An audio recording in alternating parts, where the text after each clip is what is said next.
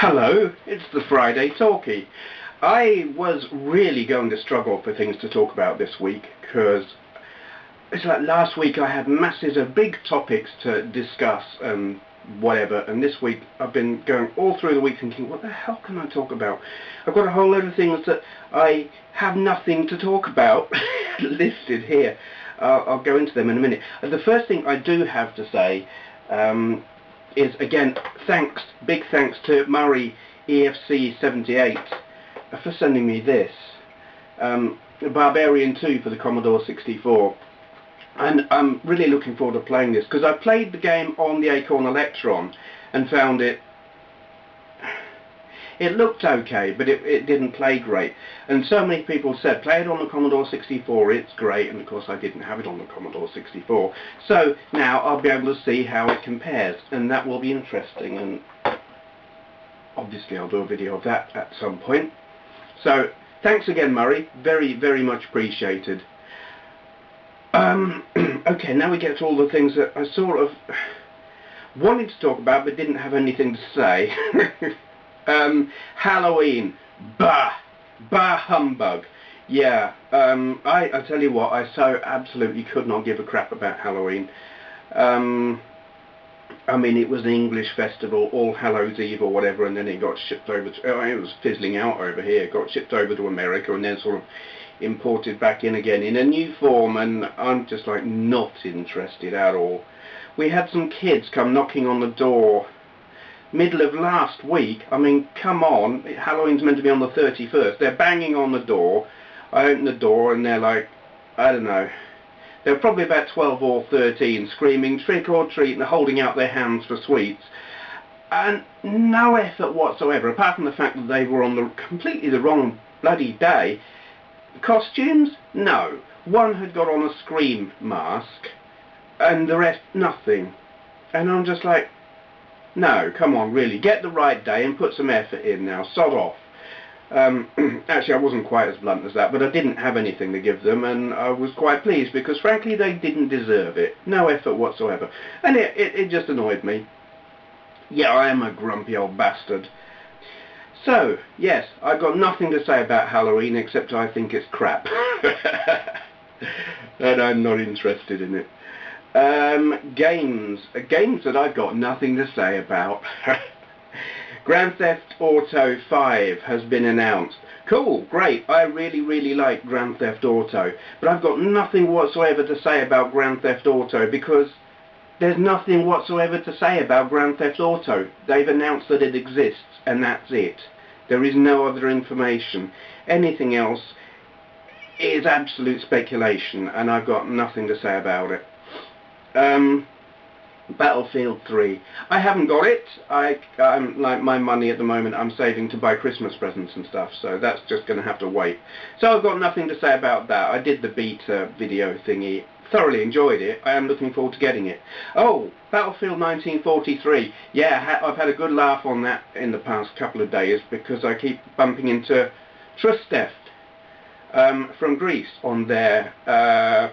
He's been on my friends list for a little while, and we hadn't encountered each other on there, and then all of a sudden I was there and he was there, and it's funny actually, because when he spots me or I spot him, we run up face to face, and then we're sitting there jumping up and down like, yeah, I can see you.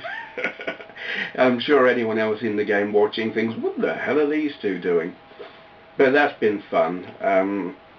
We've been on the same side a few times, we've shot at each other a few times, blown each other's brains out, whatever. That has been fun. Other stuff. Gran Turismo 5, well, there's been that download thingy, update, whatever. I've got nothing to say about that, because the major part of that was it gives you like the in-car cockpit view. I don't use that, so the whole update thing to me is completely meaningless. It was just like a 1.5 GB update that doesn't benefit me at all, except that it allows you to save partway through championships or extended endurance races, and that is useful. I am currently doing the Formula Polyphony. It's like their Formula 1 championship thingy, which I find incredibly hard. my reflexes aren't what they were, and I'm struggling with it. It is so fast. I won the first couple of races. I just came 4th at Monaco. Really hard, but that is a benefit to the update thing. I haven't got the downloadable content like the new circuits and stuff. I haven't done that yet because it costs money, and like I said, I'm saving for Christmas.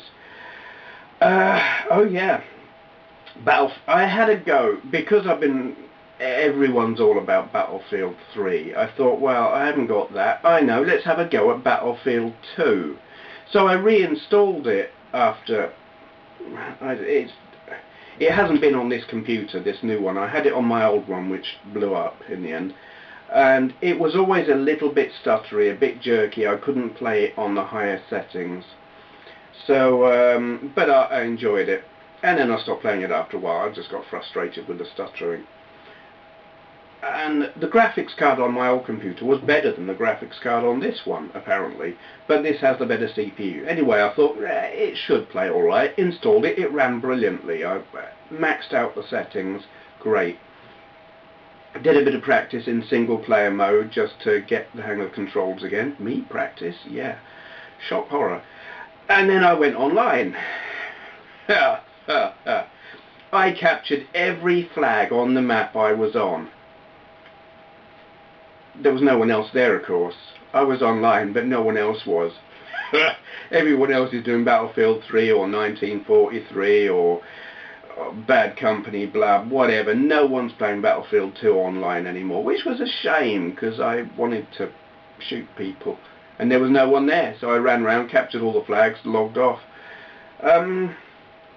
Yeah, another game I've got nothing to say about. Daytona USA. They have released it in America on the PS3 and the Xbox 360. They have released it in Europe on the Xbox 360.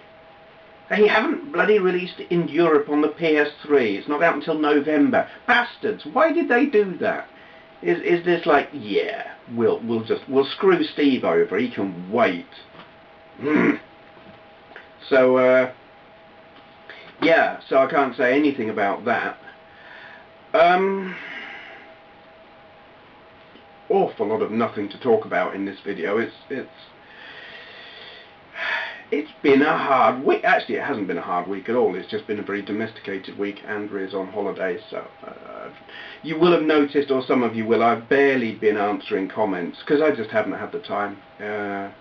You know, I have read all of them, but I haven't had the time to answer all. I answer some. I kind of spend an hour after uploading and watch the comments come in and answer them as they come up, and then I don't get the time. So, yeah, some of you will have noticed the differing quality of audio and video on the Amstrad videos. Last couple, well, certainly the last one. Where, you know, I've been having trouble recording footage using the cathode ray tube monitor. It's just been a major flicker fest, you know, seizure-inducing nightmare. And then Polar Ventris, I hope I'm pronouncing that right, suggested I use a cheap high-definition video camera. And I just happen to have one. It's one of these. It is a Kodak ZX1. Andrew got me this for Christmas, I think. 2 years ago. So I thought, well, why will this make any difference? I don't know that it's because it has a longer exposure time, because I can alter the exposure time on this Panasonic Lumix that I'm using right now, and it's still a big flicker fest. So maybe this records at a different refresh rate, frame rate, something that syncs up with the monitor somehow. Maybe not. I don't know, and really I don't care. I just know that it works. And you will notice the audio on it is kind of totally different when I'm using it. It's weird actually. This camera here, the one you're watching me through, when I play back the footage from that one, I sound to me like I sound to me in my head. Do you ever listen to a recording of yourself and you think, oh my god, I sound bloody awful? Well, that's this one. And that's how you sound in the real world, usually. That's how everyone else hears you. Where this one here sounds to me like I sound to me, and I like it. I think I sound pretty good, where everyone else gets to hear like I sound on this, which is pretty bloody horrible, really. It's just a bit, it's too tinny, there's not enough depth. There's a lot of clarity, maybe too much, I don't know. It's a cold sound, I don't like that too much. But for the sake of getting rid of the flicker, it's worth it, and I will use this whenever I'm recording from a cathode ray tube, be it Amstrad or, I don't know, Atari 7800, anything I've got to use on my other telly because my LCD can't get an image. I'll use this, and sounding horrible is just the price you have to pay. So, wait, I have something else to talk about. I've got to go in the other room, edit and stuff.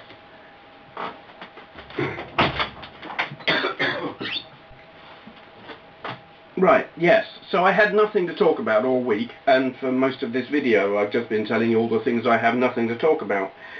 But then just before I started recording, I saw markvergeer's open tag, Modern Multi-Communications, a Blessing or a Curse. And he's basically talking about these things. Mobile phones with all their gadgetry goodness and such like, and they're cool, but are they as much of a nuisance as they are a blessing? Some of you will know I did a video about this little doofer and the things that I got on it when I first got it, and I was major big time enthusiastic and completely hooked. You could not separate me from this. It's just a 3GS, it's because they're cheap. Actually it was free, it came with the contract, Vodafone contract thingy. I'll tell you how completely well, it says something about how into the whole mobile technology I am. I keep this tucked away in the leather wallety sleeve thing. It's my mobile phone number. Because I can't remember what it is, and I could store it in here, and it probably is stored in here, but I can't remember how to find it. And when someone says to me, oh, what's your mobile number, I'm like, it's easier for me to fish out this piece of cardboard with my number written on it than it is to hunt through there and look for it. I mean, what can I say about this? Texting, I don't do it. I've never ever liked texting. I always found it a pain in the ass. At a push I can do it on here because it's got a QWERTY layout. I hate the whole normal mobile phone texting layout keyboard thing. Oh, bloody won't ever do it. But I don't like texts. I hate them. But virtually no one, very, very few people have my phone number anyway, and they all know, don't bother texting Steve because he won't answer you. And I don't. Very few people phone me on this. Generally it's Andrea or one of her, I won't say kids because they're all adults now, one of her offspring if she's left her mobile phone at home and we're out somewhere.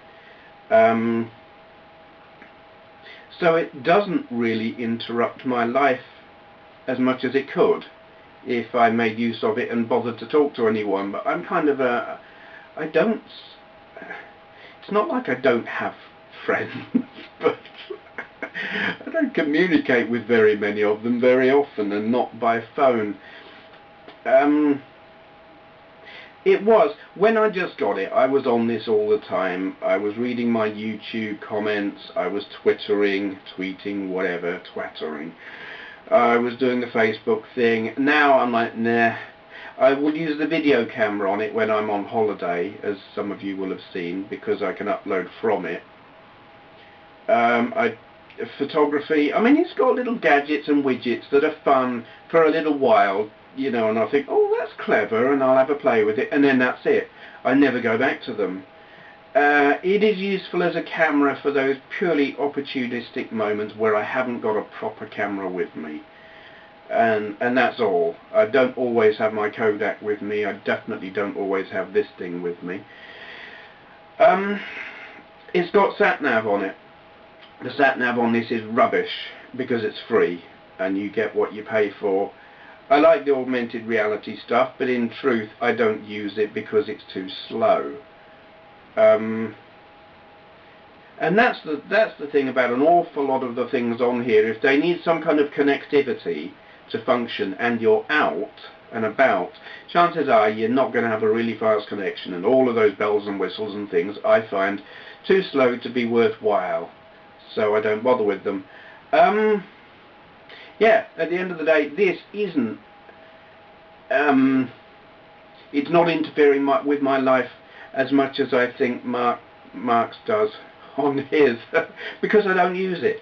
It's like I use this in the same way as people used mobile phones when mobile phones were new, handy for an emergency. You know, you're out, you've got to be able to phone someone or other, and that's all I use it for. It's a phone, and all the fancy gadgetry and stuff doesn't get used. I do like the nice sleeve. I got that for something like $2.99 on eBay. Who was it? Was it Andy? Was asking, Zombie Andy. What's it in there? Synth Monkey. I don't know which one. I don't know which one you use on Twitter or on YouTube. But anyway, someone was asking. Yeah, that's a good sleeve for an iPhone. I can't tell you who I got it from, but it was on eBay, and there are lots of them on there. And I've had that since I got this thing, and it's served its purpose very well.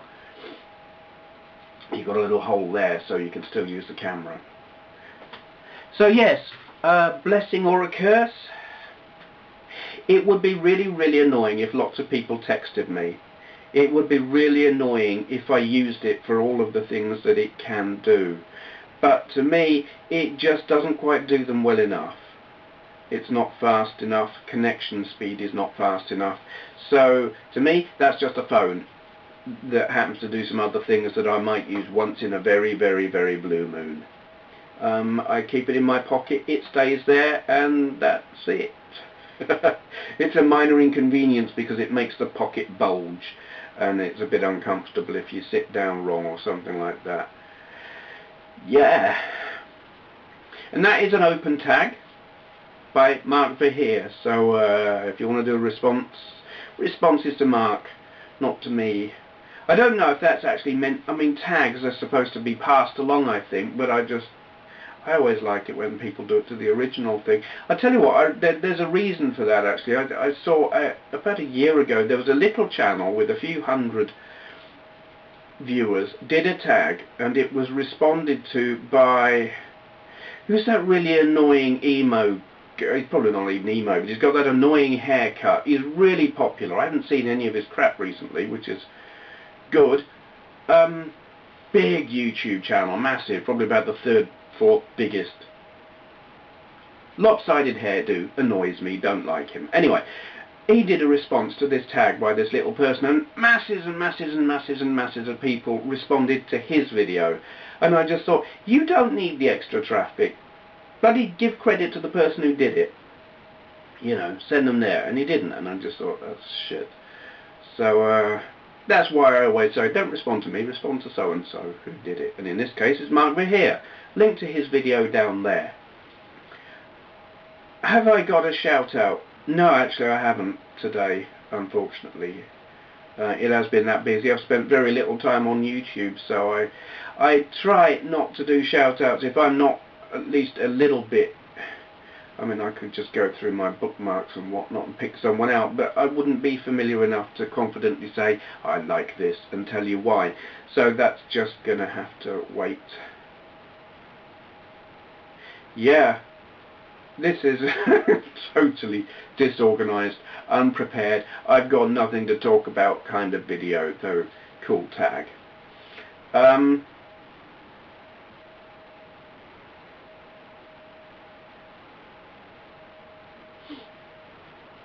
It's getting dark now. I should go. Thank you for watching.